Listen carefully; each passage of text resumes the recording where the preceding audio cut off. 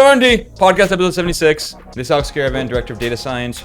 Gonna be doing a little bit of double fisting, but I'll introduce that later after our guest, Lindley. Oh, you're not gonna talk about your beer at all? Okay, well, okay. Bud Light Lime. Oh my god, dude! Hot start. Holy shit! Caravan just 10 seconds into the podcast is spilling his beer everywhere. And a nice white oak Akashi malt whiskey that we're gonna try and open live on the pod, courtesy of Cookie with the Chibalote Marines, who we have a good relationship with.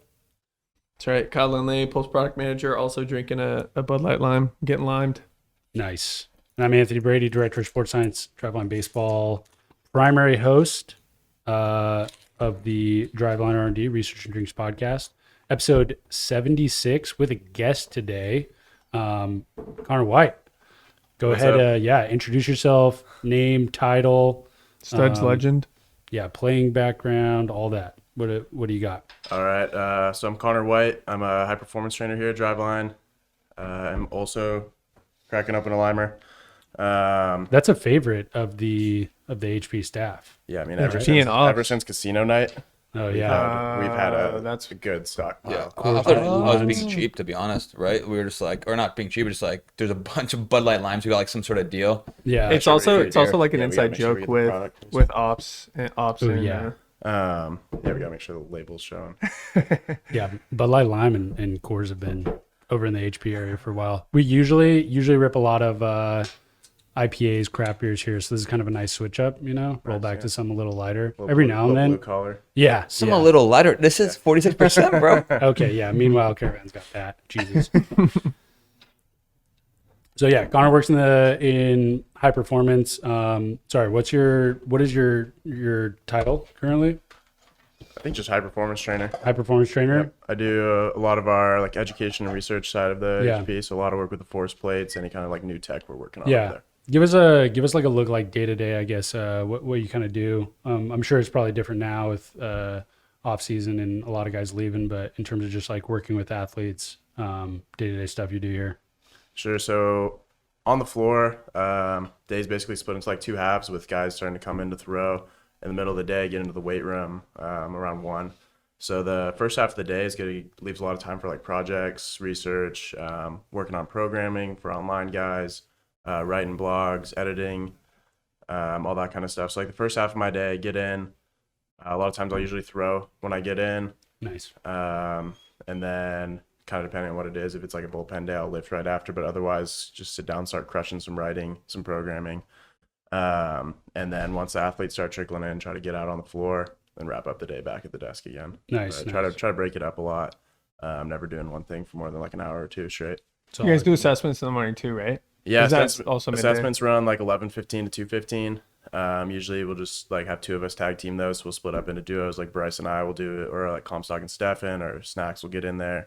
I'm just trying to mix it up a little bit. That way nobody's just doing assessments all day. Yeah. So those are long days. Yeah, it's a grind. It's a grind for sure. We want to give HP some love on the podcast. We were going to have Seven Simmons, the director of HP, but he's like, why would you have me? Whitey's way better looking. That's a good fucking point, dude. We got to grow our female audience like we talked about last podcast. Oh my gosh. But wait, hold on. Let me split up these drinks. You chilling or you want to try some? I'll try some. Okay, let's go. Connor's also been a huge, at least my like main point of contact for the work that I've done with high performance data and everything, specifically with Forcehooks. There's a lot of, I think it's a good ice, Lindley. Dude, yeah, there's 3 cups. Caravan's currently, but how much? I mean, I'm sure you can hear, but he's very loudly. But it's a full red cup of ice pouring, for 3 That's shots. how ice buckets work, dude. pouring You get shots. like Okay, enough ice. We're gonna have a lot of rocks. Brady, do you want any? Early on, we're off the rails quick, but things are going well. Do you want any? You want to take a sip? I'll have a Mind sip of showing? Lindley's. I'll take it. Can I get a taste of yours? Mm-hmm. So pour Lindley a little extra strong. A little bit extra, huh? I mean, I'm not trying to get. I'm just gonna eyeball these shots, by the way. That is okay. I mean, That was a lot of No, liquid I think just got poured out. What's up? For anyone listening, That's not too bad. check the YouTube. Oh yeah, it's not too bad. Yeah, bring that shit back. That's pretty good. Oh god. No, it's actually pretty good. Yeah, dude, careful. Cookie gave us. Yeah, I like that a lot actually. Yeah, that's nice. Yeah. I might have more later. What'd you say it was called? White oak Akashi. And I was gonna give this a Besky because I thought it might not have gluten, but we Googled it last second. I was like joking with him because it's all Japanese. I was like, just looking on ingredients, and then we're like, it says malt right here. Oh, nice. God damn it. Okay, so for anyone that makes it through the DJ and alcohol talk in the beginning, one of the things that you were talking about, like you're still currently playing right now, and actually headed out kind of soon, right? Yeah, I'll head out in May. I actually signed last week with the Billings Mustangs in the Pioneer League. Let's go. Oh, congrats, dude! I didn't hear about that. Fun Yeah. fact. Fuck yeah. Fun fact. I was a bat boy in the Pioneer League growing up. Really? You were? Yeah, Idaho Falls Truckers is the hometown Yeah. team. I mean, that was back when they were, affiliated. By the way, are they still? I remember there's some drama with the minor league team in Idaho Falls. Are they still a thing?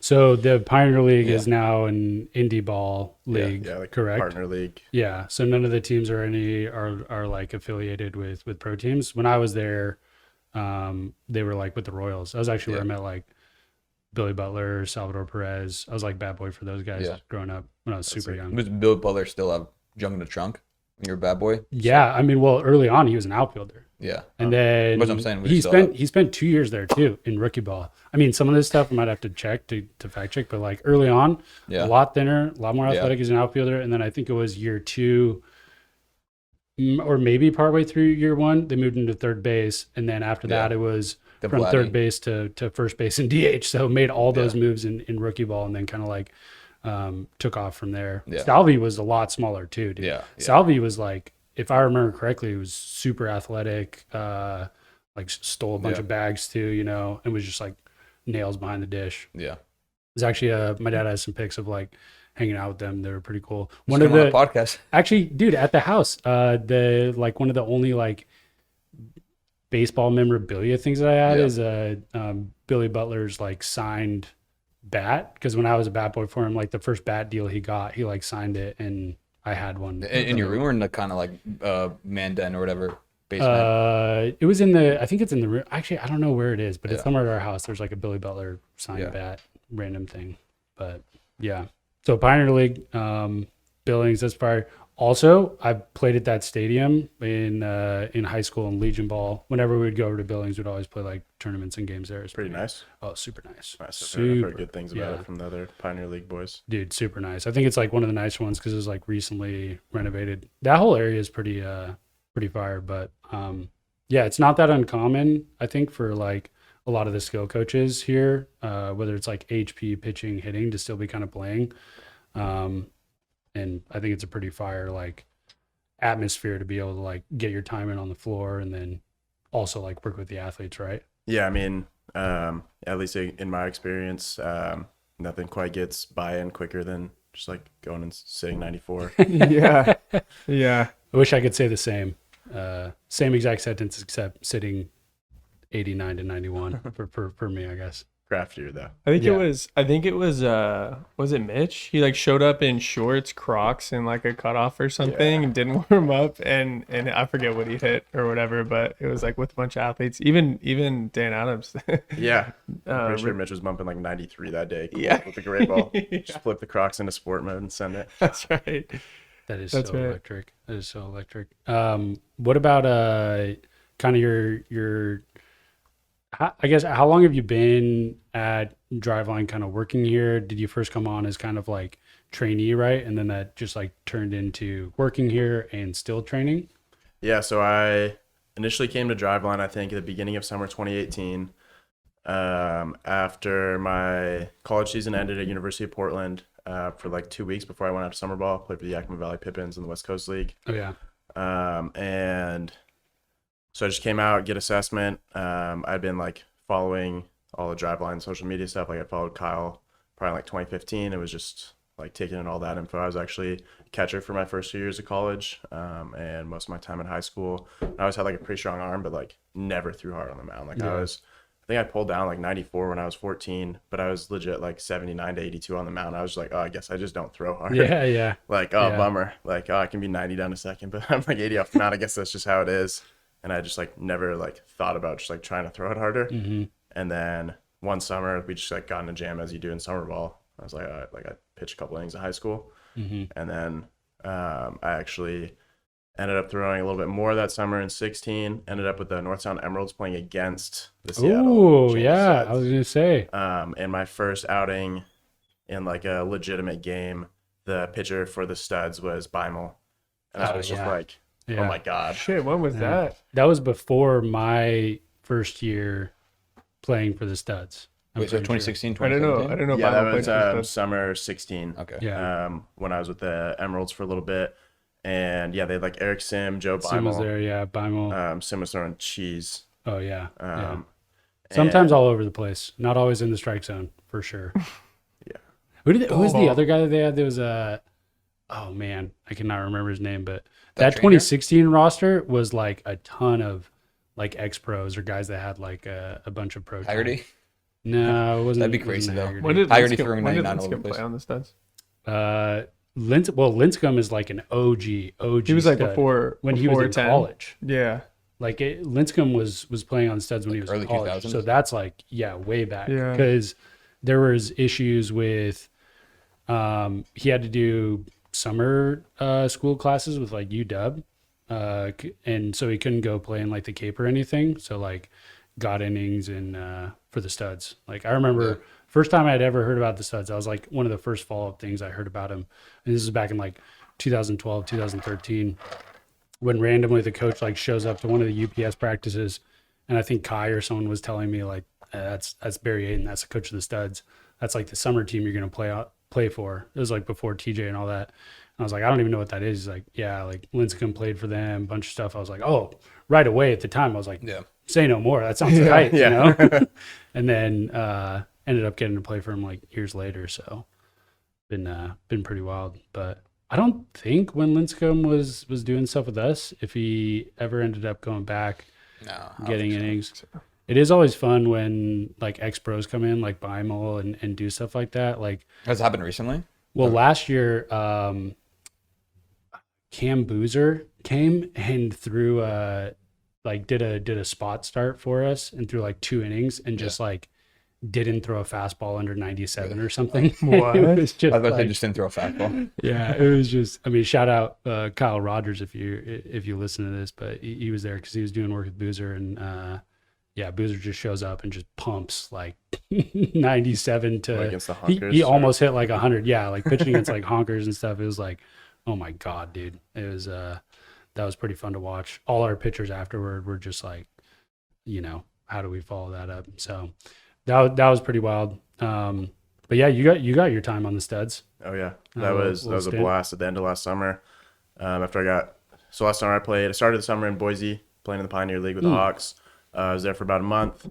Got waived. Ended up playing for Joliet in the Frontier League.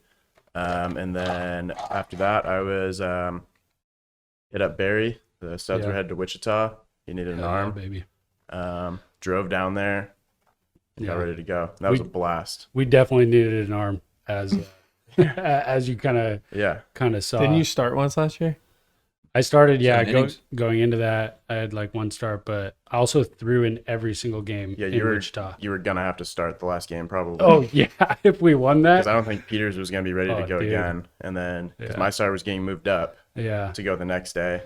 But that first start I had, I was having like back spasms. I think just from like the drive down there, and then just got right into it. Oh yeah, so that's why like I was just like behind the bleachers because we're waiting to get on the field for that first game, and I just had Torin lathering me up with the red hot on my back. and then we get out there, and I was the whole time I was like, because that game was running long, I was like, we're gonna have like at least like 30 minutes to get hot, right? And he's like, yeah. And then the umpire's like, are you ready? And then I was like, what? And they're like, how fast can you be ready? We're trying to get this game started in like 10 minutes. So I just did the fastest long toss possible, just going rapid fire, got on the mound, get out there. But that tournament's so fun. We were playing on that like backup field because the windstorm or something at the other one. Yeah, the weather was like kind of weird. I mean, I still think like Studs is just like such a pure form of baseball, you know? Absolutely. Like everyone that's there is just like there oftentimes for like that team to win playing because it's fun, you know? It's like if you randomly got an invite to just like go to Wichita to play baseball, like, you know, you got to give a shit about the game somewhat, and everyone kind of buys in. Also, Barry gives us a pretty loose leash on like doing what we want, which is always kind of nice. So yeah, it's a good time for sure. for sure. What a broad group of guys too. Ranging from pro arms to just some NWAC guys. Mid-30s firefighters that have just been on the team for it picks up a hit too. years. Dude, that's gonna be you. I mean, well, not as firefighter, but just Dude, I'm so down 6 years from now for you just to be still pitching for the studs, dude.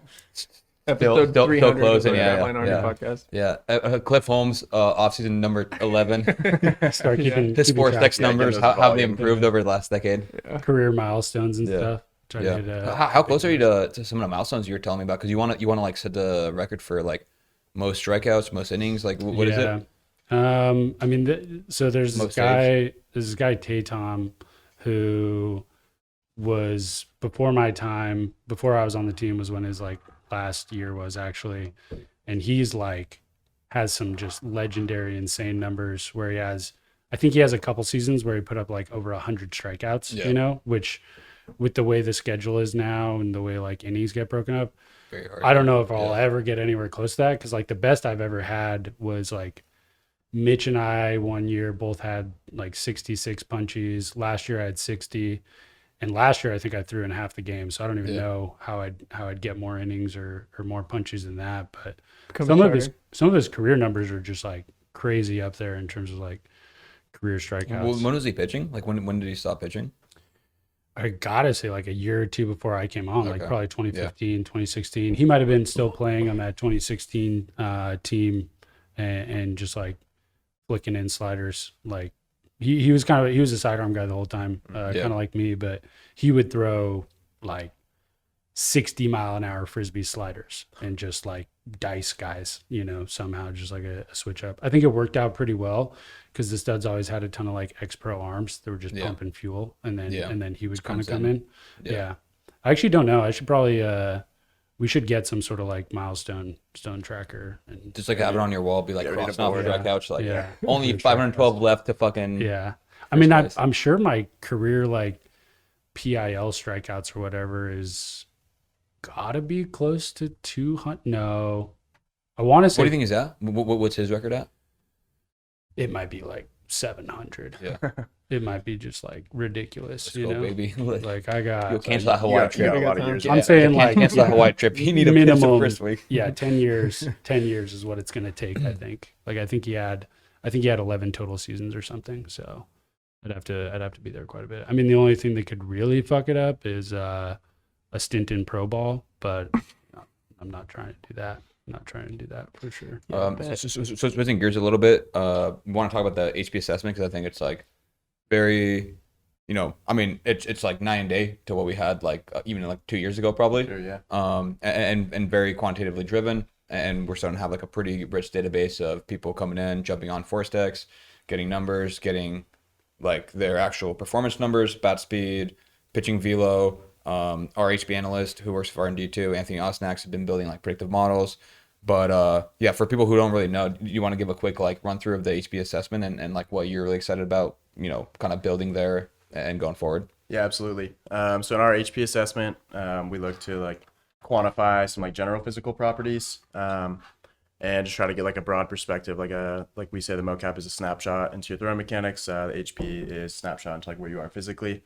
So we do 3 types of jumps. We do a counter movement jump, which is just your normal vertical jump with your hands on your hips. All of our jumps are done with the hands on our hips. That way, exactly. It's just like different athletes are able to like, use that extra momentum from their arms differently. So it just kind of takes that out of the equation because we're trying to see how powerful their legs are, not just how high they can jump. Next one is squat jump, super similar to the counter movement jump, only you start at the bottom. So it's just the concentric, just straight up. Yeah. So none of that, no elastic properties, no stretch shortening cycle. And then third jump is called hop test. It's actually 10 jumps in a row. Thinking of it like pogo hops, almost like you're jumping rope, but really quickly, just kind of bouncing. That'll be like that fast end, far end of the like stretch shortening cycle reactivity. So those 3 give us 2 types of explosive strength and reactive strength. And then you get like the absolute strength thing, like how big is your engine? How much force can you put into the ground? We use the isometric mid-thigh pull, gets you set up in the rack, like top of a deadlift, basically. And then from there, you just put as much force in the ground as fast as you can. And then we found that those 4 tests for the lower body gives a really good picture of where everything's at. And then actually somewhat recently, within the last few months, we implemented an upper body test for the first time since the old VBT days, which is a isometric prone row or seal row, where you just basically set up, lying down, pull back, elbows close to 90 degrees. We use the Forcehooks for those. That was actually like the biggest reason why we never really had an upper body test before, because there's just like so many hurdles that you got to go through with trying to do any kind of force profiling. Like before, we did a predicted 1 rep max bench using the BBT. But like for a lot of our athletes, and most of them, I mean, I don't really like loading up a guy close to a guy's max on his first day in the gym or second day in the gym. And then like guys who have benched more are going to do better than guys who have benched less, even if they're not stronger, just because like the technical components of lifts, and like even more so with like the squat or deadlift that we were doing back then. So these like isometric proxies just do such a good job of that, and it's so much safer, especially for the young guys that we're getting in. I hate that position. Which one? I hate that position being I've been in the so the far row. up here. It's Dude, like it's you feel hard, so bro. vulnerable and like weak right here. Yeah, it's like the opposite of the mid-thigh pull. For Because you? mid-thigh pull, you're so leveraged, you're so stacked, and then the seal row, that 90 degrees is tough. You just feel so weak. But that was one of the big reasons. Like I specifically was testing around 90. Part of that, like we wanted to find an angle that gave like a little bit of freedom. Just because there's always gonna be a margin of error, like with how guys like take the slack out and how everything. And that angle seemed to do a good job of that. But also like we already got like a good proxy of like total absolute strength, like how much force can go through that system with the mid-thigh pull. Take a little bit of the leverage away with the upper body. I want to try. I haven't tried the seal row at all. It's sweet. Yeah. I'm not a fan. Dude, it's hard. Yeah, it is. It like, I also feel like my shoulder's still being fucked up. I mean, honestly, as I left my mouth, I was like, that's just an excuse. From hockey, you're saying, or long, or like a. No, just like my labrum's still being torn. Yeah, okay. I was about to say, I was like. I mean, I'm pretty bad at it. It's like by far my. It's not even. I don't want to talk about it. My numbers. Certainly can't be worse than your. My numbers are not good, dude. Certainly can't be worse than your. I mean, pull-ups. dude, holding up my. Similar, I mean, right? yeah, it's like people who are thing. bad. Yeah, people who are bad at pull-ups are. I can do like one pull-up and then either my shoulder's gonna pop out or it's just pain. Yeah. Just pain. All I feel is pain. Put these in your athlete notes on. Yeah. Terry's listening in. Yeah. Well, this is a pretty layered, complex question. But I guess just broadly, like, what do you guys find is the biggest like signal from the HB assessment? Outside of like maybe a predicted velo, but like, okay, like someone comes in, maybe you have a kind of concept of how they're gonna perform because like they're a big guy or they throw hard or whatever. But like, what's the most common like programming shift you guys do after someone goes through a force plate assessment? Like differently than we would before. Like Sure. what's been the most common? Like, okay, this person, like, okay, that's a classic case of them not having elastic strength, so we're gonna do this or something like that. Sure. Yeah, I think that one of the biggest like immediate impact things, because I mean the force plate still just like goes in as like another layer of context. Like a lot of guys do such a great program without force plates, but it gives us like another layer of detail, another layer of context to educate. But like the one thing that really sticks out is the strength numbers for me, because from that one number, we get from the mid-thigh pull, we get your ceiling and your body weight, and from there we can get like a relative strength. And monitoring that number, maybe not in a vacuum, but over time is going to be pretty huge for volume questions, like how much is guys getting, because a lot of that kind of stuff is going to be dictated by like time of year, and that's the one that's going to be different. Because I mean, you get like a big dude comes in, looks reasonably strong at first, like he pulls above average, but then like you look at that number and it's like 3.0 or something. Elite guys are going to be like 4.5, 5.5. You're talking about relative strength. Yeah. So like kind of like pound for pound on that mid-thigh pull. And you think, okay, there's a lot more in that frame. And I always say that like the power is going to transfer to the field more. Like when you mentioned the predicted velo, like the power, like rate of force stuff is going to be like more closely correlated. But I always say like you can only put as much force into the ground fast as you can put force into the ground. So like building up that ceiling like relative to the guy's frame is going to be huge. So for big guys, like they get to take advantage of that. And then small guys, like we've got some guys that are like 5'6" right now. They need to maximize that because they need to squeeze every ounce of force they can. It's like you can't do it quick if you can't do it slow, you're not going to do it quick. Yeah, that makes sense. The predictive velo is even over in the pitching assessment has been really, really fun because athletes will literally come over. They'll have gone through whether it's a retest or assessment. They'll say like, my predicted velo is this, like this is a number I gotta beat. Yeah. It's like that tells you that you're a good pitcher because you like, or like Yeah. you know, technique or whatever. Right. Like you outperformed what your physical raw capabilities. Yeah, and I would think kinda that's where put it's you so at. good for giving guys context. Like if it's a guy that, like you're saying, like they outperform it, like you're probably a little bit more skilled than you are physical. And I mean, like that Yeah. can be like a little bit of a generalization because there's so many other like physical properties. But like in general, I mean, it's pretty dialed with like the mean errors and everything that Snacks has got on Yeah. it. But like there's going to be guys that throw really slow but are just like studs. Like I'm thinking like a guy like Harrison Goebel that came in last year and was just like, he played Division I tight end. Like you see on the force play numbers, like this guy's power is like, it's like 20% higher than like almost pretty much anybody else we've ever tested, but he's throwing like high eights on a good day. And then like 2 months later, the guy just explodes and he's punching 96, 97. And the predictive velo didn't change that much between the two, but his actual velo, because we just knew, all right, like this guy just needs a little bit on the strength side and a lot of economy on the throwing side. Like this guy needs to learn how to throw. Whereas some guys, they know how to throw, but they need to get their body right. If you have a guy come in that's like that, where they're physically really strong, really powerful, but they're not like throwing as hard as you would have thought based on their physicality, like, is that a time where you do the same amount of like quote unquote workload or volume or whatever in the weight room, it's just different? Or do you like kind of minimize the work that they're doing in the weight room and do like more mobility or something, and then let them just like kind of use more of their physical workload on the throwing floor? Or is it just like there's always some amount of workload that you're going to be doing in the weight room?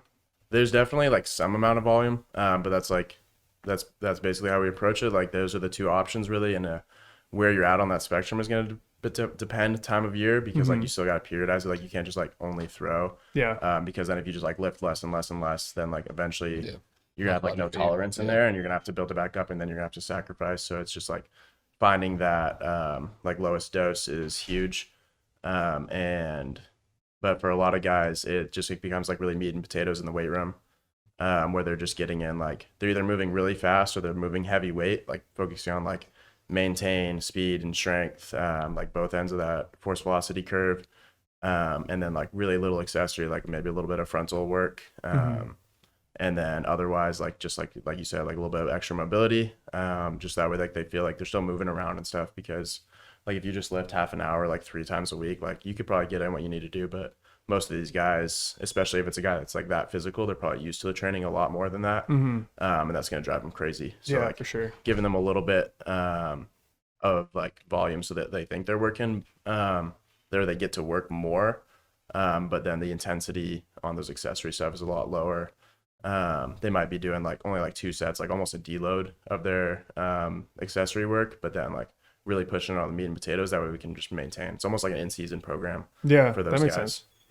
Yeah, I was gonna ask, like, I know you guys do phases, and then we have like expected like gains per phase, or expected like kind of numbers on the phases. So are the phases like accumulation, strength, in season or maintenance, and then what are the other ones? Do you guys have any Power ones? would be the big one besides the one Okay. you listed. So usually like if you're like looking at an off season like blocked out, like no other factors, Yeah. you'd usually go like accumulation, like Yeah. focusing on hypertrophy and like tissue demands, like build tissue capacity and quality early in the off season. Then like you'd go into strength, Yeah. like try to maximize the output of those tissues you just built up.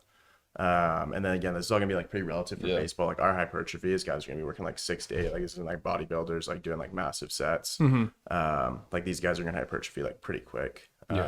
So even like 3x5 with what these guys And have that's done. because they're probably not doing a lot of hypertrophy work in the season. Yeah, almost none.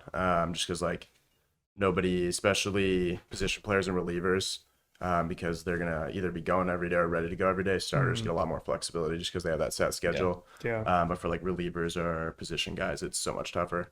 So you just want to like, that's gonna be like one of the biggest things that gets lost during the season. Obviously like power, especially rotationally, like they're rotating a lot in games. They're running a lot of games for position players. Pitchers are throwing more than they did all off season. And so like build and back that up. And that's where like, depending on like a guy's individual stuff, like whether like is his knee always bugging him? Like what went wrong in season? Let's get that, start tiring that out. That way, once we need to cut it loose later in the off season, we can go.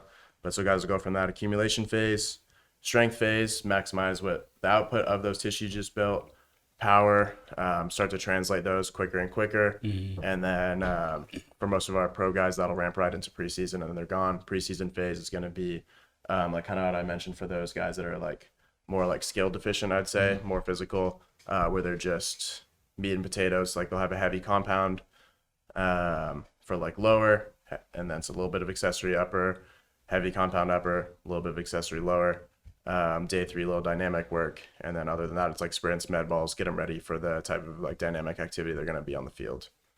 And most of the phases are like in the 6 to 8 week range, right? Yep. Yeah. So sometimes the last phase, like depending on when a guy reports, the preseason phase could be like 4 weeks. 4 to 8 is pretty much how everything goes, because that gives you like enough time to get used to the lifts and maximize. We do pretty much 6-week blocks for the most part.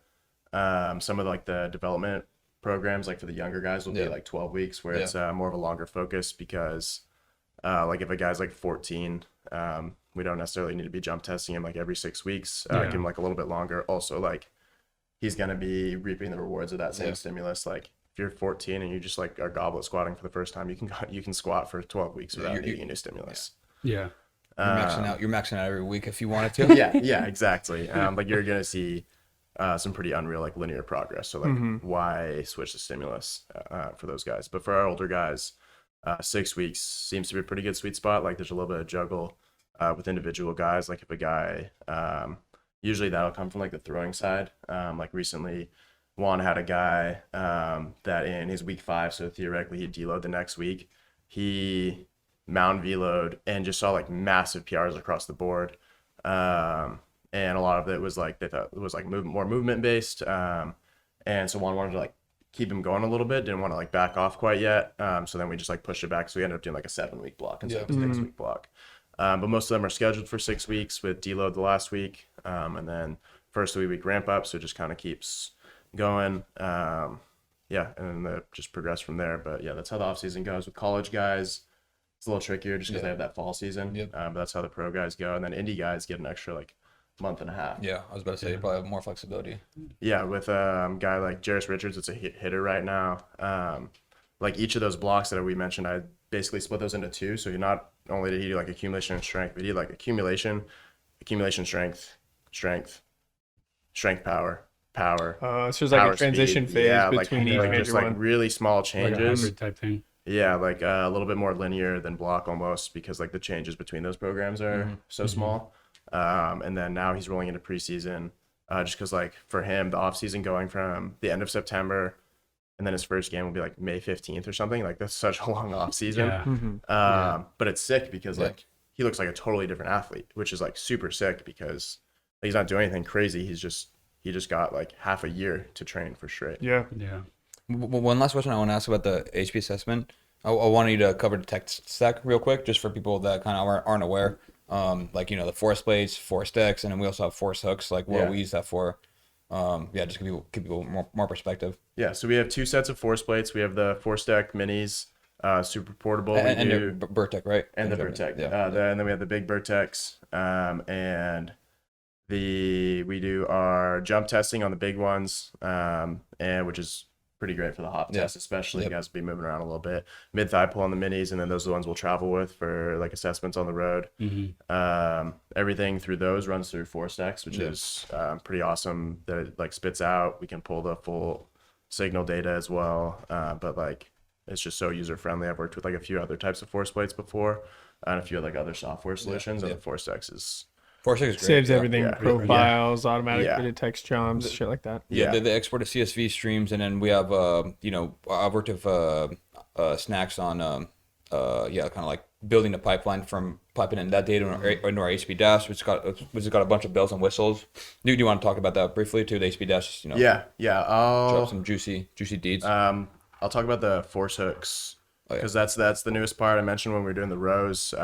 Force hooks make that possible, and what they are is like a portable dynamometer But what makes them different is like on the top. So like if there's a dynamometer, they have like a clasp where you can put a barbell, or you can actually put like an eye bolt there too. So you can do like a cable attachment too.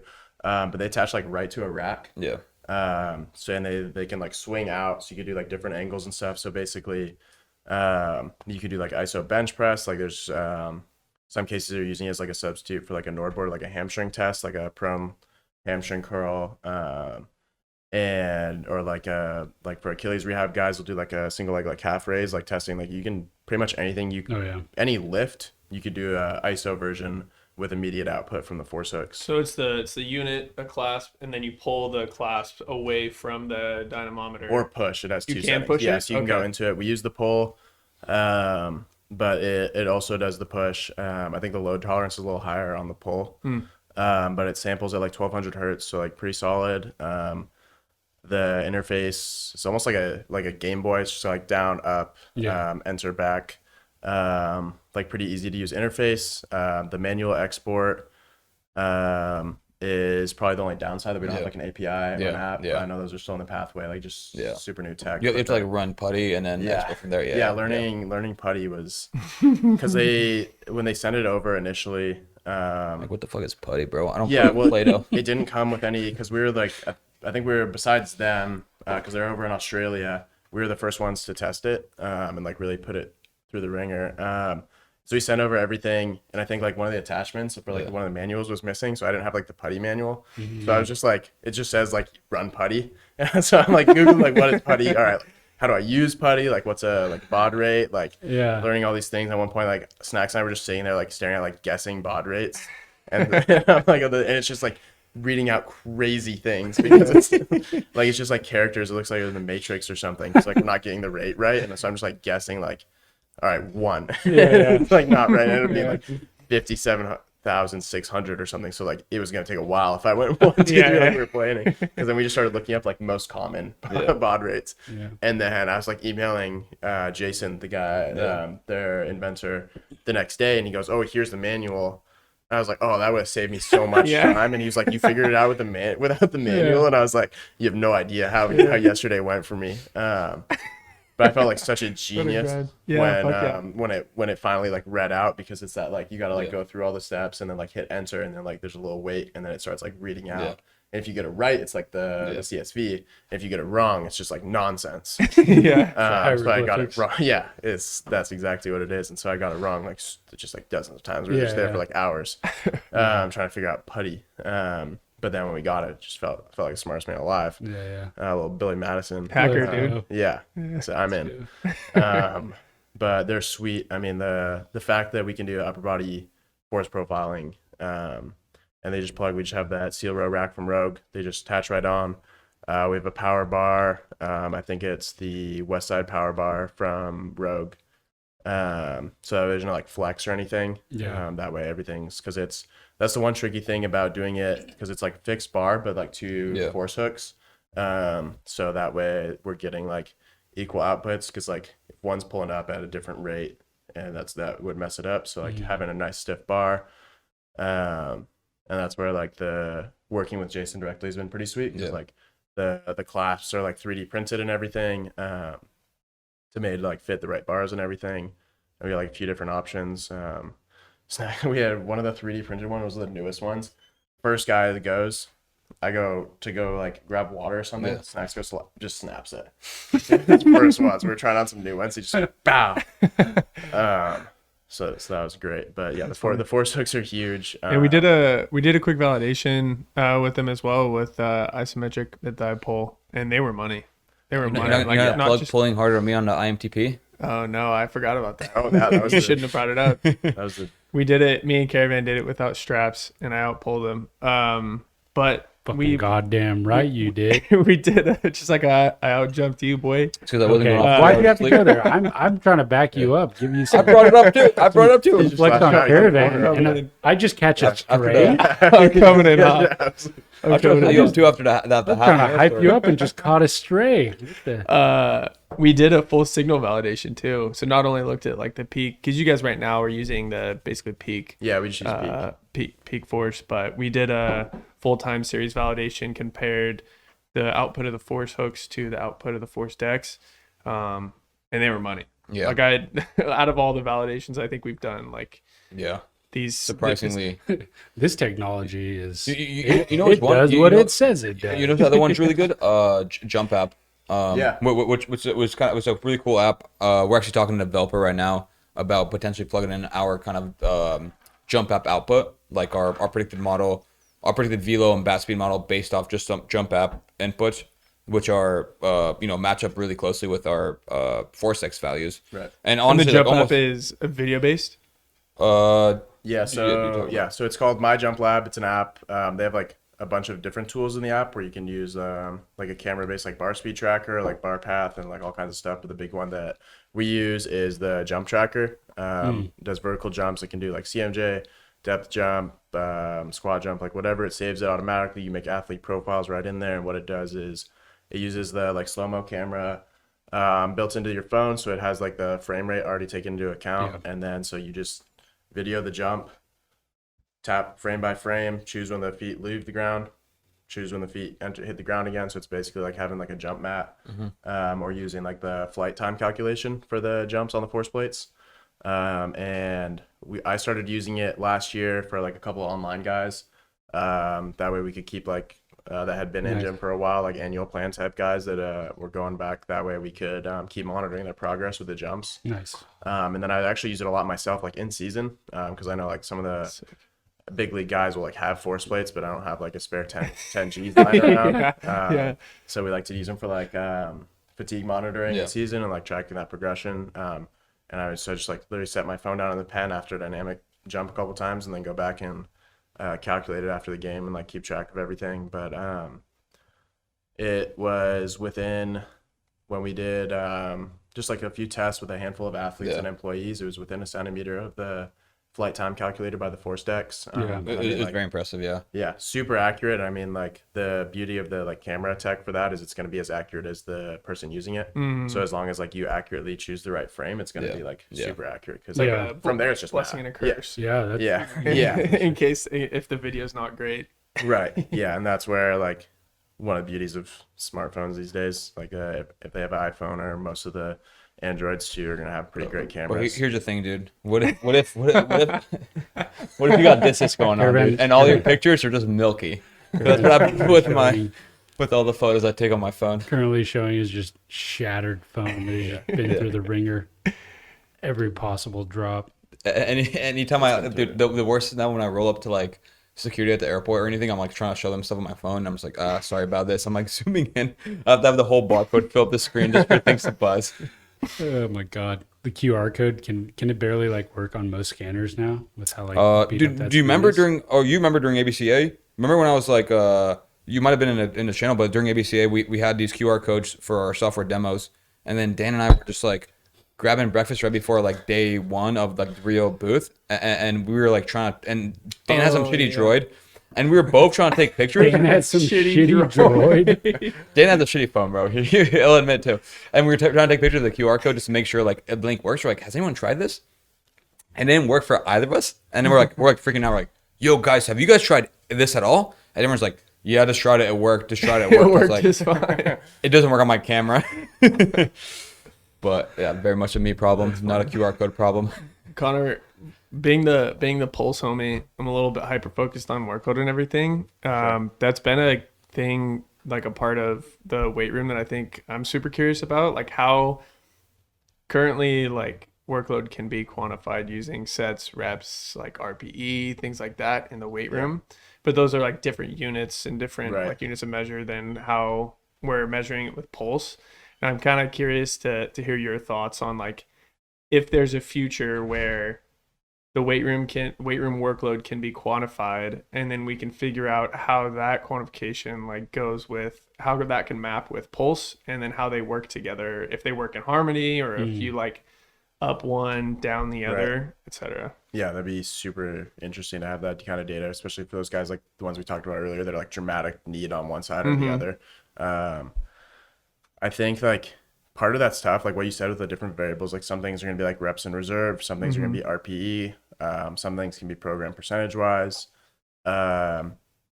it's just really tough to quantify because like we think from like physics perspective, it gets a little easier. Like we think like displacement, like we could use like work, like total force or impulse even to try to get like a proxy for like the speed. And then like, so if we had say like a gym aware on every bar or something, we could get those kind of metrics. But a big part of the tax for athletes is going to be on that like RPE, like the perceived exertion, and also like the other variables of an exercise like stability or like how many limbs are involved even, especially how good the form was. Yeah. Was it actually a rep? Right, even like something like that, like two guys back squats could be the same displacement, the same weight, and for one guy it could be way harder, one guy could be easier, one guy could be like nails on the technique, like one guy could be just like grinding it up. Even if it's not like that hard of a weight, like maybe his form's just that bad, or even like that day, like maybe it just wasn't a good rep, or his knees bugging him from something on the throwing side or whatever.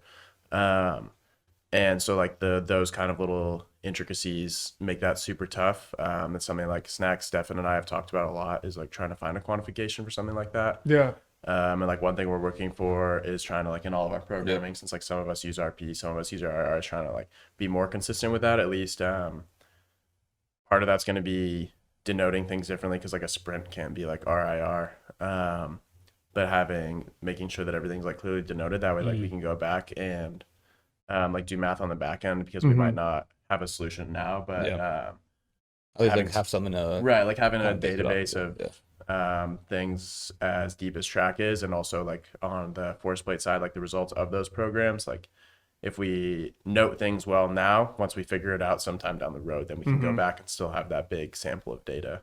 But I think like the big thing, I'm actually doing a lot of reading into like psychophysics and like perceived perception based stuff right now. I'm trying to look more at like the cost of like perceived exertion and everything. It was some stuff that's cited by like Gunnar Borg, like the guy who basically like brought RPE into like common speak in the performance training. So like trying to get like a better perspective on that and understanding like what's the cost and benefit, because like for example, like an athlete going like 10 RP, like truly all out versus like 9.5 is going to be like, that's not going to look that different. The results aren't going to be that different, but like the cost of the athlete is going to be huge. Like, I know like Brady, you've thrown like a hybrid A, your velo probably isn't that much lower than a normal day.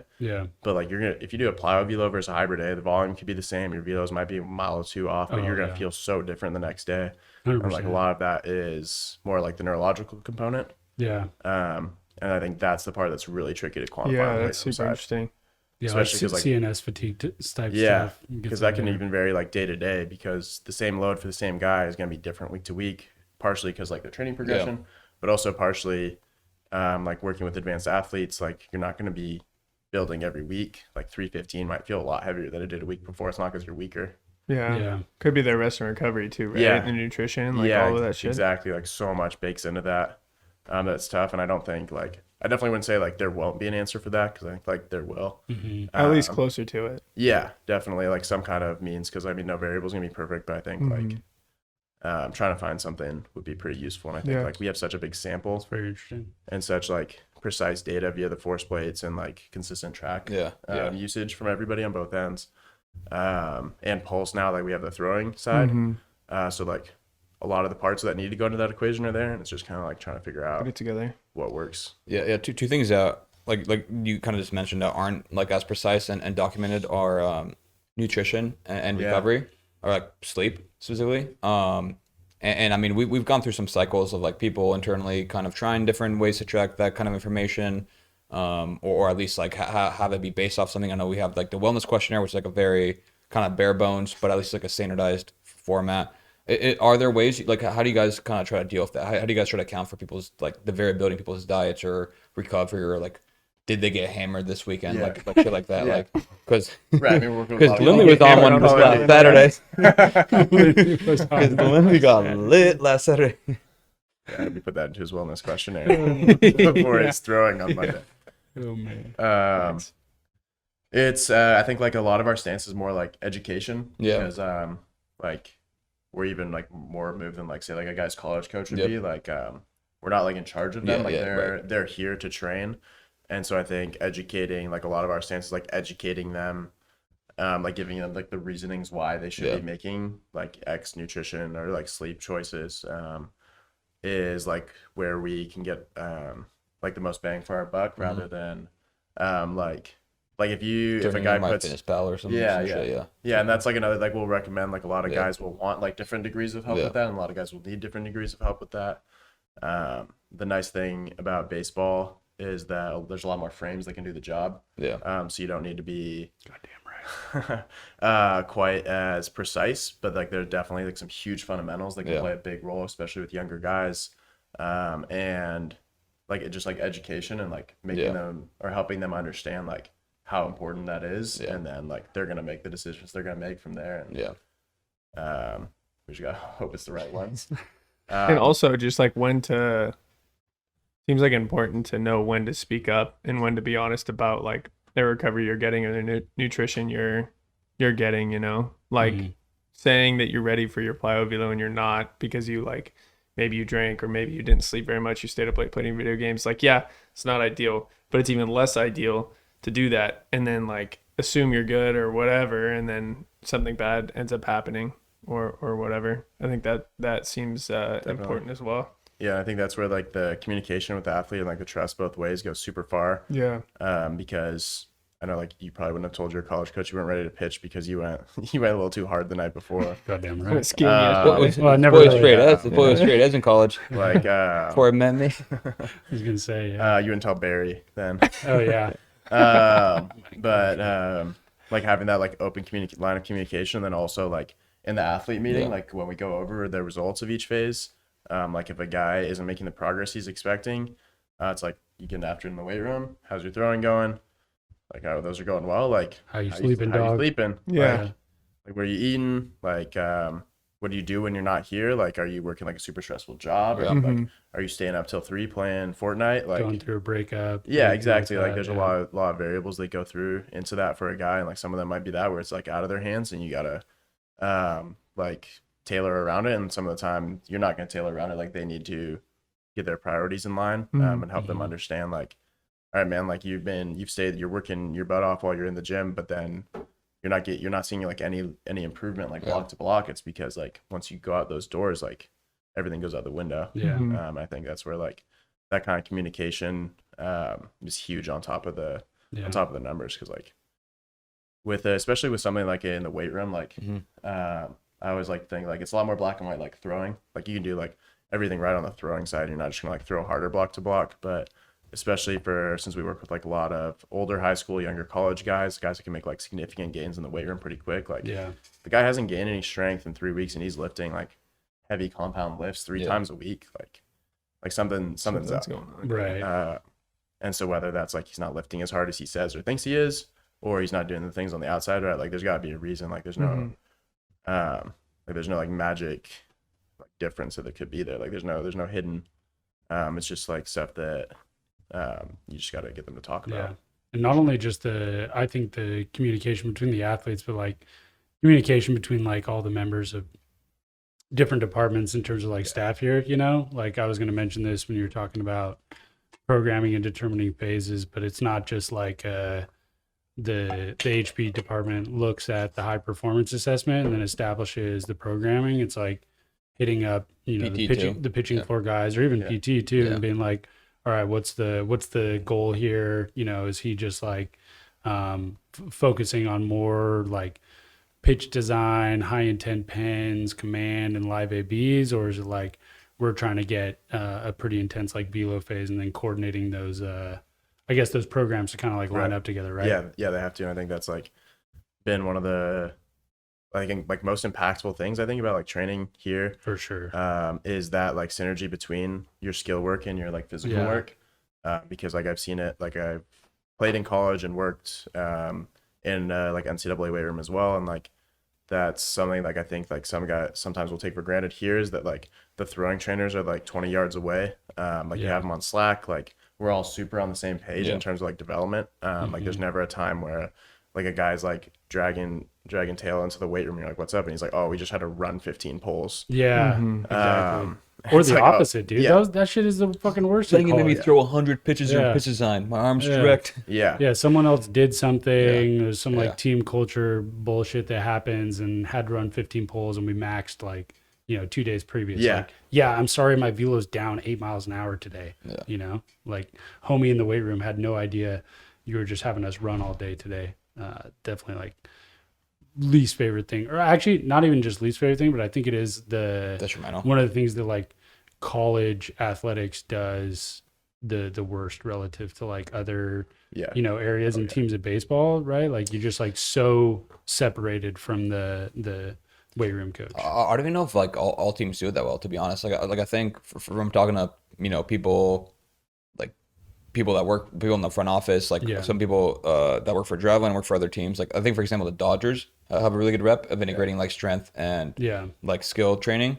But like I think conversely, like the fact that they have such a good reputation for that means like other teams like don't really, and like it's don't hard to communicate. get that many people on the same page. Yeah, and I think like HP in general is probably just like a little bit more behind across the industry, and I think that speaks to like a bunch of our competitive advantage because I don't think we're in the same place. Like our HP assessments are very quantitative. Our HP staff's like really keyed in, really thirsty to learn, keep progressing, communicates really well with our floors, like you said, and that I don't not think that is the case for like most teams. Yeah, for sure. I have definitely like no doubts about that. I mean, and it's more of like a structural problem. It's not like the pitching coach's problem or like the strength and conditioning coach's problem at these places. Like, because when you come into that role, your job is just like, if you're the strength coach, like make people stronger, keep them healthy. If you're the pitching coach, it's like this, if there's a lack of communication or just like some siloed department, like it's not necessarily the other fault. Like that's more of like an organizational and communication type thing, which is takes a lot of work. It's also really easy for us because like a lot of the people on the HP staff are also like very well versed in the skill side of things. So even like pitching biomechanics, pitching training, hitting mechanics, hitting training, all that, like you guys are very well versed in those, where it's not that uncommon for like a strength coach to just like have no idea what the skill of like pitching demands or even looks like. So understanding those training methodologies, like there are so many people here, I think, in all the departments, they could easily work in another department, like an expertise. Like so many people have like a broad skill set across like all the departments, which helps out. Like be a so nails much. pitching trainer. Yeah, maybe. Yeah. It's kind of a me head question, but I'm kind of curious. I mean, I think bench is an obvious one, but what are like some things people come in that you guys are just like surprised by? Like, okay, this person is like never really deadlifted before, or this person's never really like can't really do pull-ups, or Can only do one. really bad single leg work. Like, are there other trends besides just like upper body push stuff? Because I think like that's still pretty discouraged for most like different like communities for pitchers. Sure, I think like definitely like upper body strength, like push specifically, but like in general, definitely like guys come in and like the guys that have been here for an off season or anytime over like 2 training blocks versus like your Joe college guy. Like I remember in college, like people thought it was like insane if you're like dumbbell benching like the 80s. And I think like that kind of leads into like what I'd say like the next one is just like what people think is strong. Like usually like on a college team, like a guy pulls like 405 on deadlift and everybody's like, oh my god. But it's like it's like not very strong. And I think that's where when you have commercial gym lifting, taking the like isometric test and like the way we do our testing removes a lot of the ego, because it's like it's in newtons, it's not in pounds.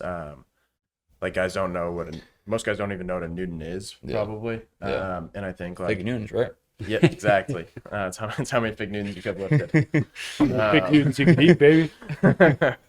That's the relative. Give me that one. And it takes like the skill side of it out, and so it's just like how much force can you put into the ground? Because like we're gonna be on the floor coaching the lifts, so we don't need to know exactly like how well a guy squats when he comes in. Like, you typically just assume like it's not going to be very good unless like they're coming from like a legit college program or they're in pro ball with like a solid org. Like we're going to assume that you're just going to need to be a little clean up there. So like getting the perspective of like how much force they can put into the ground, like independent of how suspect their lifting form is pretty huge.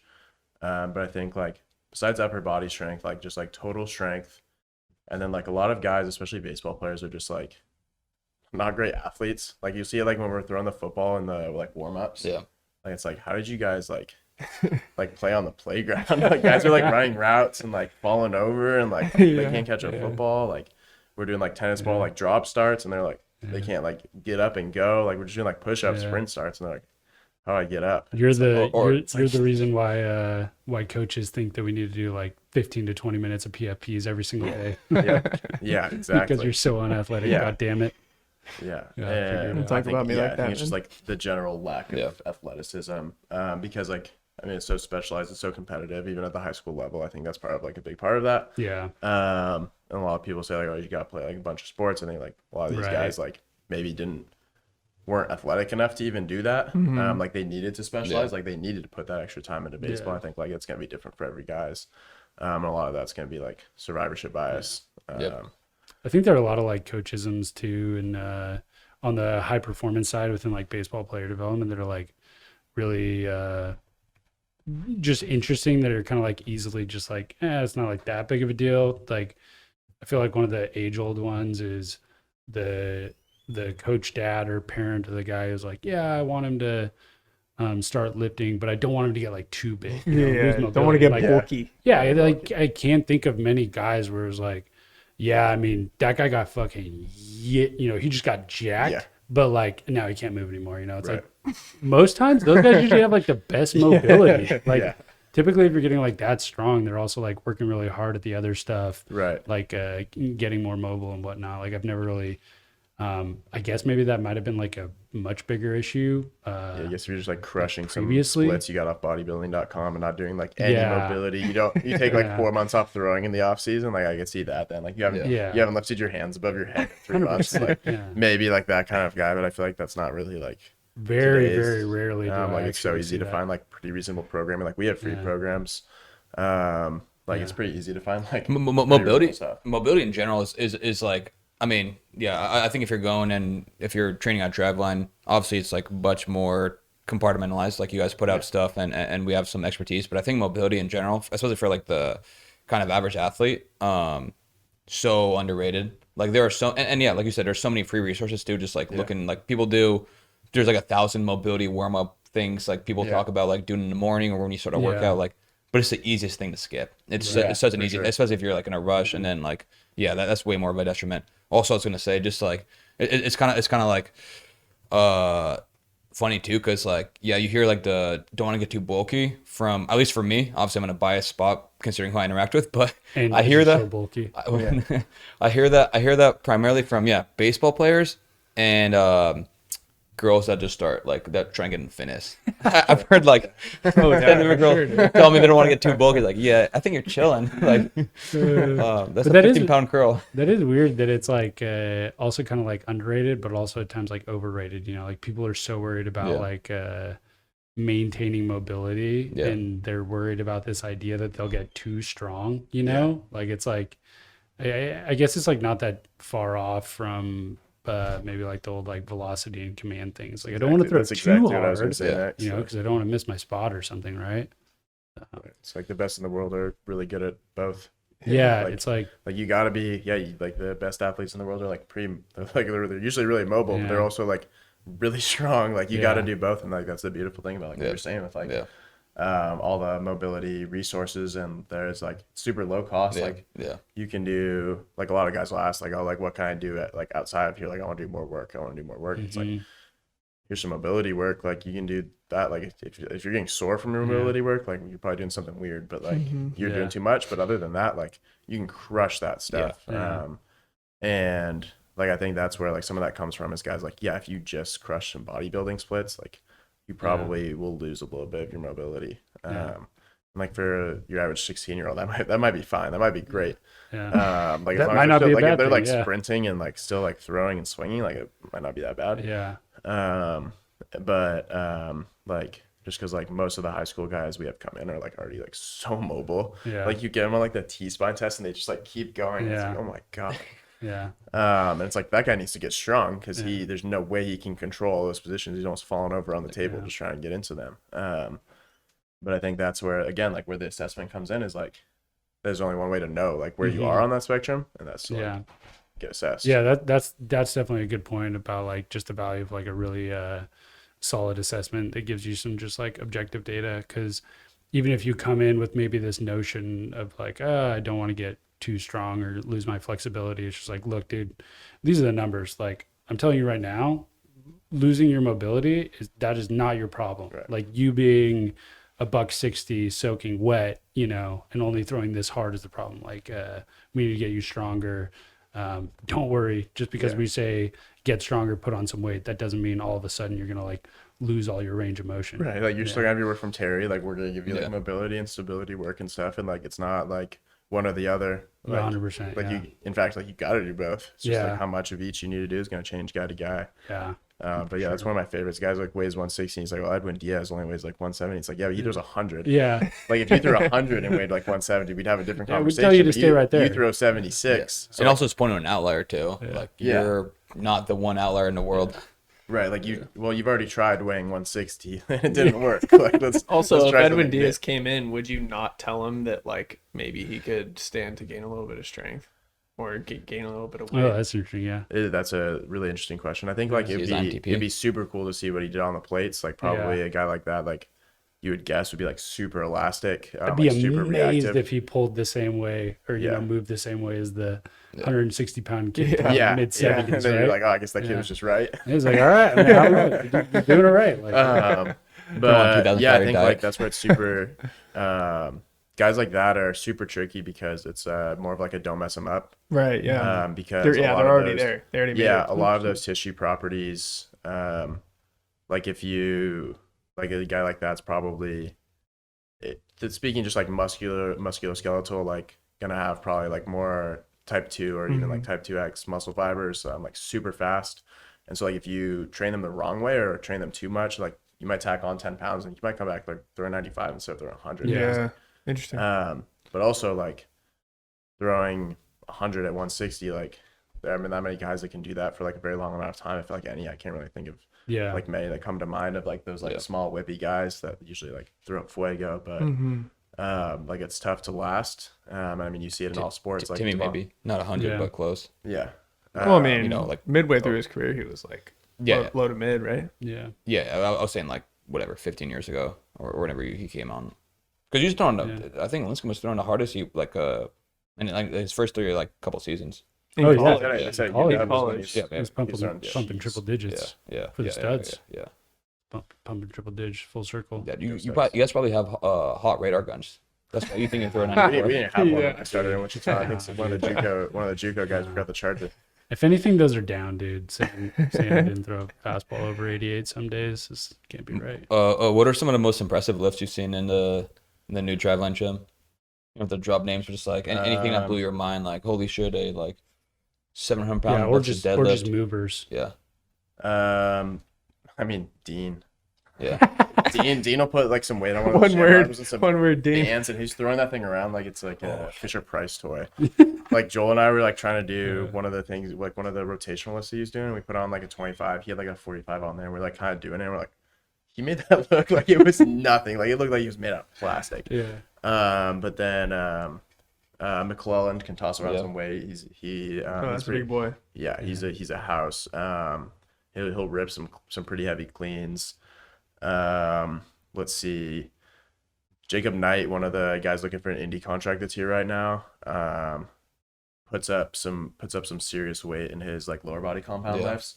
Like I think he's pulling well over 5 plates on the trap bar, and his squat is, I think he hit like 4 plates for like 5 or something last block or something. That's pretty solid for like a guy that's like one of those like smaller like I was about to say, I don't think athletes. he's not too big. Yeah. No, like you wouldn't. Like he looks like he's an athlete for sure, but like he doesn't, like he's definitely, like I wouldn't say he's like big by any means. I think that.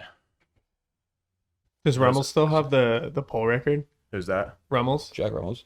Oh no, Dean's So Oh, much. Dean. I thought I may have messed that up. Rummels I is thought Rummels had it. Rummels got, I think he had like 4,900 net or something like that, which is top 10.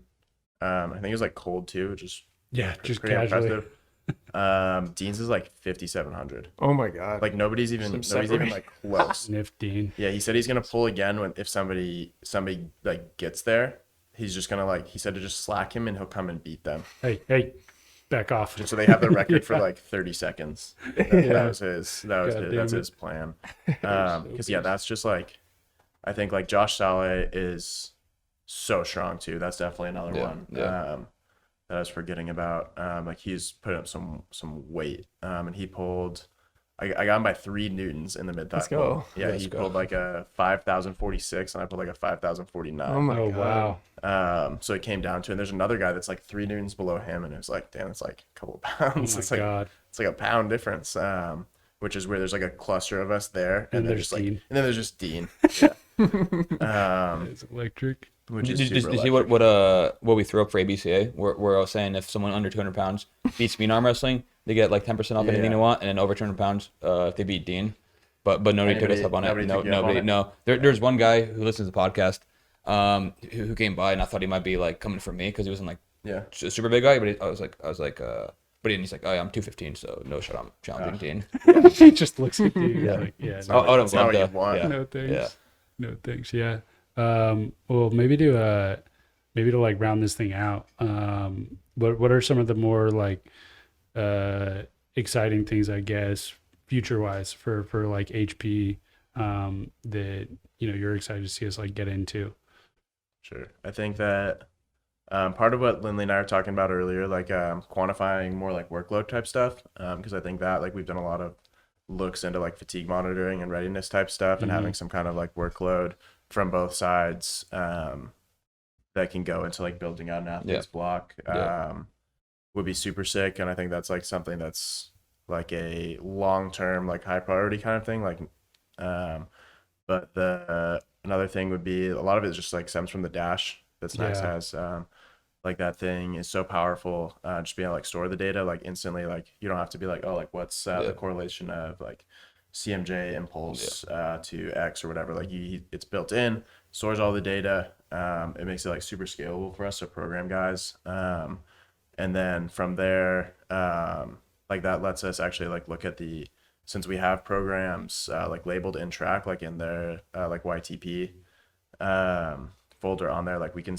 actually go back and pull like the KPIs of each program. Yeah. And like see like, okay, like this program that like Stefan wrote is getting like really good results across the board, and like relative peak force, squat jump peak power, like we're seeing like an average like 10%, and they're like overall like this youth program is doing better than this one. And then from there, like obviously like the samples are pretty low for that, but once that like continues going over time, and you can start to like parse out like okay, like this X compound lift, like guys that are doing like non-counter movement trap bar jumps versus counter movement ones, and like you can start to long-term tease out some pretty cool like comparisons that like otherwise wouldn't be possible without like doing a study. And then like that would be like, I wouldn't feel good about like having athletes do like just like a group of like 20 athletes or 10 athletes even do like a specific program, and then another group do another one. Yeah. If like I'm gonna program like each athlete as like best I think suits that athlete's needs. And I think it would be tough to get, because I would mean like we need a bunch of guys like me and Bryce or like you to do those programs, Right. basically, where we need The experimental stuff. right, like You guys don't want that to are get too willing to, invasive with the athlete. yeah, guys that are willing to like sell their body for Yeah. science. Yeah. That's like one of the things we talked about. I mean, it's like not that far off from the bucket stuff and like drilled prescriptions and whatnot, is like, obviously we want to give the athletes the best plan that we think is going to work for them. And we do that. But then being able to have just like a system in place that tracks what we did and what we focused on allows us to go back and be like, do a little bit of the forward thinking, athlete typing, development type stuff. That was definitely one of the things I thought that was the coolest after I'd like done the assessment and talked to Stefan and Comstock, was starting to get like right away as they explained it to me, I saw the direction where this thing was going, was like, oh yeah, so based on this, you're showing me that you think this program would have like this predicted velo change after this phase, and this one would do this. And so getting an idea of, we've seen this version of you in athlete form before, Right. and this is your, bang for your buck program. And there's no need to do that like controlled study that you're talking about simply because of the volume of athletes Right. and like longitudinal data. So Yeah. like every summer when we get another couple hundred college athletes in here going through all the programs afterward, it's just looking back and being like, oh yeah, this is really fire. Let's bump this up. Get more athletes like this type of program, this type of phase. Yeah, I think that stuff is gas. Last question on pod. Lindley are talking about doing another BenchOff sometime soon. Well, I mean, we weren't talking about it just now, but we talked about it a while back. I know your shoulder's been killing you, so we can figure out like when to do it, when we're feeling at full health. Any early predictions, numbers that we both put up? Who wins? I don't know if you heard about our last ones, but if you didn't, I'm down to give you. How'd the last one go? You want that information? I would like that information. I mean, we're really Otherwise, He's just milking it. Otherwise, I Are would you sure you want to hear? dominate pound for pound, and I would expect that he would have a higher total. on bench. Well, we were really close. About I think what was it? 255, 245. Yeah, I got you on 245 the first time, I think, and then you got me the second time. Yeah. And both times you're probably got me on pound for pound. Well, I mean, definitely, unless I weigh more than you. What are you talking about? No, even the first time when I Yeah, but we haven't done it in a while though, so it could be kind of. I mean, yeah, is your shoulder feeling pretty good? What do you think? It's you want to set a date on the podcast for a bench off? He hasn't come disc golfing with me, so I better dude. hear that it's not good. Well, July 4th. Here's the thing, dude. I think the disc golf may have been what like exacerbated it. But So that's all this double what my was the disc date? golfing. What was the date? July 4th. What do you got on that? Yeah, I'm down. No, not July 4th. They're gonna be That's a very notable doing day. it. Yeah, other things. I'm just saying. Okay, I'm just saying that as Before a benchmark. Like it can be like whatever within 48 hours above or below July 4th. I might be down to do it on the morning of July 4th, and then we go celebrate my win. Okay, I mean, We can make it. we'll see what we're celebrating, but out of it. Yeah. yeah. Any early predictions? I mean, if the shoulder's kind of a thing, I'm gonna take you. Let's go. Fair. That's what I wanted. I just wanted it on the record. Yeah. I mean, Caravan's got some trips planned. Oh, yeah. You've got some travel. That's true. That could factor in. Who knows? Maybe you don't make it back. Your shoulder's not great because you ate shit on the sidewalk. Yeah, in Chicago. Yeah. Yeah, I haven't. Honestly, Caravan for sure has a much higher likelihood or percentage chance of just like not showing up, which would be like a de facto win for whatever reason, right? Like he travels internationally and can't get back in. Also, I've been sleeping. He's on a when walk the things across go. the state of Kentucky or something like ridiculous. Yeah. So There's a good chance. That's got to be taken account with the odds. for sure. Yeah. That's a tough line to set. Yeah. There's a lot of variables. Dude, but- or what about this one? This is gonna even support choosing him even more. We've told this story before, but he went out the night before we did our half marathon, didn't train for the half marathon, and was drinking the night before and got like 4 or 5 hours of sleep, and he still beat me by like 10 seconds. Oh, yeah. Wasn't drinking this smooth ass white oak Kakashi though. Dude, that's actually the play. Okay, you guys should determine a date and a time like right now, because he's likely gonna forget about it or schedule something else on top of it that he like and then not remember. And then if you just show up, you're just there. Yeah. And then 10 minutes W. before we just like call Caravan and we're like, hey, Yo, I gave you a heads up. where are you at? Yeah. You got 40 minutes to push, 255, like get here. And then My boy Mikey's moving in for July in Seattle. So that's not good for that. So first you 2 days definitely of go July, I'm early already going to be August. on a bender with them. Yeah, beginning of August. Oh yeah. Yeah. So like do it after that month. Mm-hmm. Yeah, I'm down for August. Oh, August? Oh, okay. I see what you're saying. So like an arbitrary date. Yeah. We'll do it Can we get it live on? I was on gonna the say, can we pod. get it live? Yeah, Live that'd be on sick. the On the pod. pod, yeah. Bench On the off. pod. In here. Bench off, yeah. Moderate. That'll be fire. Fuck yeah. Well, dude, thank you. Thank you for coming. Yeah, on, thank man. you. Thanks for having me. Got a Yeah. little dude, HP love. we had a ton of. I mean, yeah, dude, we should have had an HP focus episode before. Honestly, this was. Just, I mean, there was so much stuff to get into too. I know. I think it's been awesome to see like the development of high performance driveline like over time into an actual like department beyond just some basic programming. Which Also, besides VBT, That's not to mention the literal weight room. changes yeah. since the last Yeah, facility. and That's that was probably a the huge biggest part of it. glow up. That was probably the biggest glow up of the new facility. Yeah. Oh, I mean the lab, but like outside the weight room has its own. It's insane. Yeah, the desk between the bathrooms of 2-4. Yeah. Like Oh, yeah. you get that you come late, Comstock beats you there, you get the desk on the corner, you're just getting dripped on from the ceiling. Yeah. The whole time. You gotta move your laptop kind of like halfway off the You're desk. smelling It's not everybody's just getting- poop. Yeah. Oh man. Gotta leave the fan on. My, That's a 4-3 lobby issue too. still one of my favorites is like the plates that have like the metal chunks out of them, and they just have like white writing on them. It says like 42. Yeah. You know, like The one this that was isn't like quite a 50 45. something. There was one that Yeah. Oh yeah, there was a huge. crazy one. Yeah. Did you guys ever get hit by baseballs from the cage? They would come into the weight room, but I was never struck by one. Yeah, it's pretty fire. There's definitely times. I mean, here there's worse because before we put the big banner up, there was, they would just there was go over the multiple wall? plyo balls that were thrown over, Dude. yeah. where guys just sail it. Oh, Would it be and, the like, heavy it just one? Wow. slips out. There's a blue ball that came flying in one day, and I was like, "We're under attack." Like, like it's Going for a 1-rep Yeah, squat, like like throwing Max bombs. gets killed. like imagine you're under a bar and a blue ball just smokes you in the back, Dude. and then just like domes you. Dude, Like, that actually, banner's insane. huge. Actually, I'll tell one quick story because I just remembered. That kind of lines up with that. This is the I, part of the podcast where I have no idea where he's going to Yeah, go. yeah. And I'm We're not running back. No, we're not running back dating corner right now. Although it did get. You guys see Wass's retweet? Oh, that got a retweet. Did anyone actually comment no, on my the retweet of dating Was. quarter? What's up? Did Was. anyone like comment on the dating corner stuff like we asked? Was. Just was. Yeah. Okay, then that doesn't. So then dating corner's dead. Sorry, No, you no, guys no. didn't speak I up mean, about it. What do you I mean, didn't bro? even check the Was likes and a stuff. past guest. He's a valuable listener. He said pay him? need more dating corner. You pay him? No. See, we don't know. We don't know. So I don't know if it makes the cut.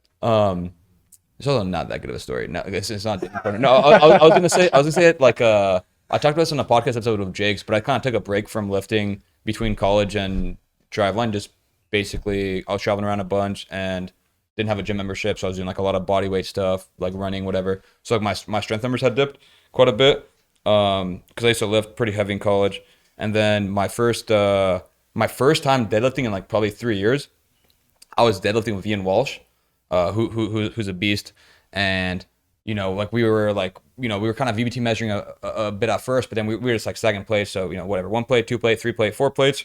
He's doing like five reps, a 405. I said that wouldn't have been too bad for me, like my kind of peak lifting days, but I'm like, you know, whatever, fuck it. Just all this roll with whatever he does. So again, I had not deadlifted heavy in like 3 years. First rep goes up pretty clean. He's like encouraging me. He's like, hell yeah, dude, you got 5 easy.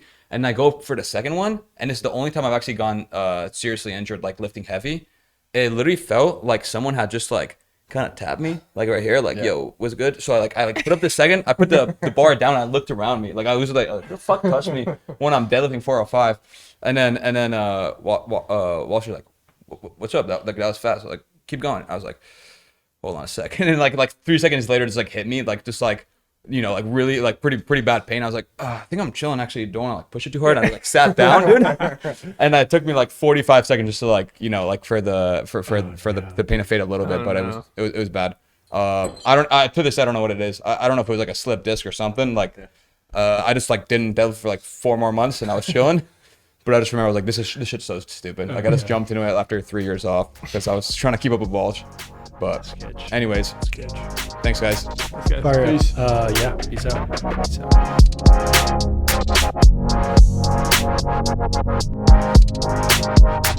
out.